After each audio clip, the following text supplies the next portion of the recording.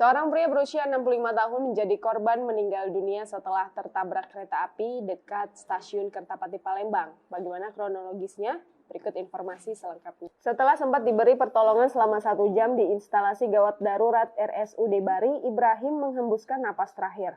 Pria 65 tahun ini meregang nyawa setelah sebelumnya tertabrak kereta api di tempat ia bekerja dekat stasiun Kertapati pada Selasa 22 September 2020 pagi pukul 9.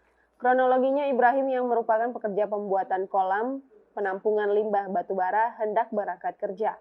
Untuk menuju lokasi proyek, Ibrahim menyeberang rel kereta dekat depo stasiun. Saat menyeberang itulah Ibrahim ditabrak kereta hingga tubuhnya terpental beberapa meter. Mumu pun lalu menuju TKP dan menyaksikan mertuanya itu terkapar di tanah dengan kondisi tangan kiri putus dan kaki kanan nyaris putus. Mumu beserta pekerja lainnya lalu membawa korban ke instalasi gawat darurat RSUD Bari. Setelah 1 jam diberi pertolongan di IGD, Ibrahim menghembuskan nafas terakhirnya.